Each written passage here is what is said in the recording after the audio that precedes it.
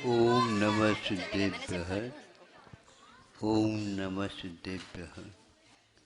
ओम नमः सिद्धेभ्यः। अहिंसा परमो धर्म की। आचार्य गुरुवर श्री कुंद भगवान की।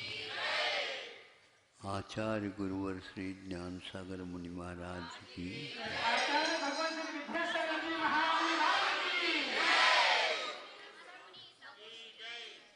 आज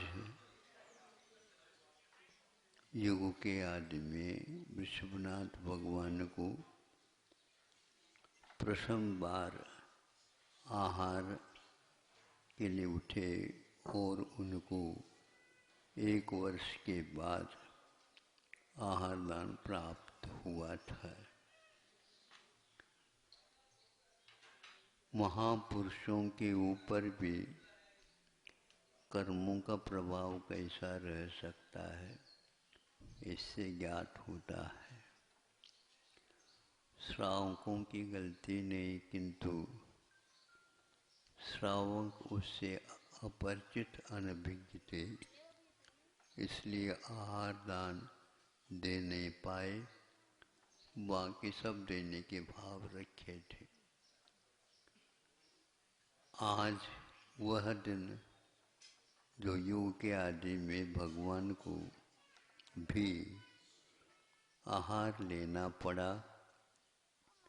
आहार लिए बिना आत्मा में विहार नहीं हो सकता। शरीर भले ही विहार करे, किंतु आत्मा में विहार करने के लिए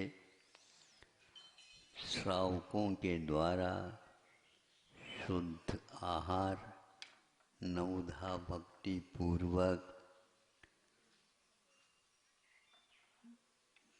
प्रतिफल में कोई आकांक्षा किए बिना दिया जाता है और उससे उन्हें कैवल्य की उपलब्धि होती है। इतना श्रेष्ठ दिन यह माना जाता है। आप लोगों के द्वारा दिया हुआ भक्ति के साथ वह आहार अन्न प्राण के रूप में परिणत हो जाता है और वो प्राणों के माध्यम से संयम का साधन वे करते हैं और 2000 बार लगभग आहार को वो उठे थे बताते। कम से कम 2000 बार परिवार तो लाभान्वित हुए और यह इस प्रकार केवल ज्ञान का संबंध आपके द्वारा दिया हुआ वह अन्न जो कि शरीर को स्वस्थ रखते हुए भी मन को भी प्रसन्न रखता है, इसलिए प्रसन्न मन के साथ आप भावना बाते रही है। ये भावना ही अपना काम करने वाला है। लेकिन कुछ कर्म का उदय ऐसा जो गत साल भी महावीर जयंती, अक्षय तृतीया, श्रुत भक्त पंचमी आदि आदि महोत्सव उत्साह तो था, लेकिन जैसा उत्साह चाहिए वैसा उत्पन्न नहीं हो पा रहा है। विश्व में ही हाहाकार हो रहा है, किंतु उसका निवारण भी होता जा रहा है। आप लोगों को अच्छी भावना करते रहना चाहिए। बाकी सो होता है वो होता है, हमारे करने से नहीं होता। हमें सद्भावना रख कर के इन सब में समता के साथ रह कर के और जो कोई भी बीमारी से ग्रसित हो रहे हैं, लाभान्वित हो रहे हैं, फिर भी उसके संस्कार दीर्घकालीन होते हैं, वो व्यवस्थित हो, उनका धर्म ध्यान पूर्वक हमें भी जो कुछ शेष जीवन रहा है धर्म ध्यान प्राप्त हो।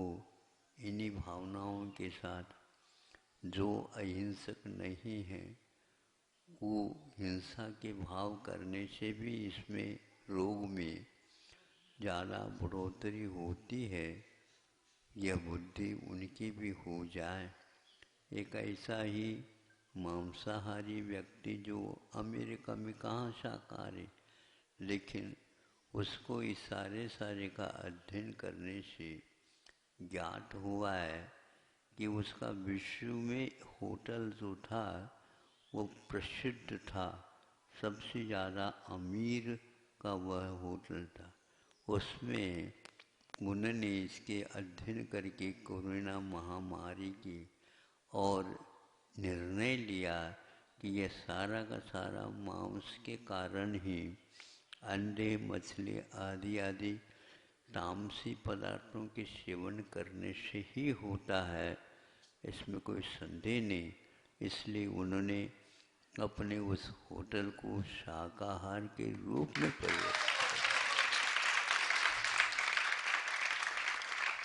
ये सुन करके हमें लगा कि भारत में भी जहाँ कहीं भी इसके धारणा गलत बनी है वो उससे पाठ सीख ले और सरकार भी सीख ले, पाठ सीख ले। मुख्य इस दिशा में वह कार्य करेगी सरकार, अवश्य इसका प्रतिफल बहुत जल्दी मिलेगा। भारत में जैसा आहार बनता है ऐसा आहार कहीं विश्व में नहीं बनता। ऐसे गरीबी है ऐसा नहीं, ऐसे ऐसे पकवान यहाँ पर बनते हैं, स्वादिष्ट बनते हैं। व्यंजनों के निर्माण करने में यहाँ के लोग माहिर हैं, नहीं समझे, खाने में भी और खिलाने में भी। वे अपना पांडित्य और अपनी कला सब देशों तक पहुँचाएं और भिन्न भिन्न शाकाहारी जो गाय के माध्यम से, भैंस के माध्यम से सही, इनके माध्यम से जो व्यंजन बनते हैं, औषध बनते हैं, उनका सेवन करें, इसका प्रचार प्रसार हो। इसलिए आप अनेक प्रकार के कार्य करते हो, धंधे करते हो। धंधे हमारे पास नहीं, कैसे नहीं है, केवल इन्हीं व्यंजनों के माध्यम से भी आप विश्व को ठीक कर सकते। हमारे इसमें कोई संदेह नहीं, आयुर्वेद के माध्यम से विश्व में बहुत कुछ सीख मिल चुका है। इसी प्रकार आहार के माध्यम से भी, व्यंजनों के माध्यम से भी, शाकाहार पद्धति से ही विश्व को हम सुखी बना सकते हैं। तो आपका यह, आपकी बुद्धि भी इस प्रकार हो और जहाँ कहीं भी शुद्ध आहार का वितरण करेंगे अवश्य आपको उसका फल मिलेगा। बाकी जीवन चलाने के लिए यहाँ पर कोई काम धंधे कम नहीं, छोटे नहीं, और धर्म ध्यान करने के लिए भी इसमें बहुत कुछ मार्जिन है। भगवान से प्रार्थना करता हूँ, इस रोग के निमित्त से कई लोगों को अनुभव हो गए, उनके मन में भी बुद्धि दृढ़ता पूर्वक इसकी दिशा में कदम उठे। इन्हीं भावनाओं के साथ यह अक्षय तृतीया महापर्व की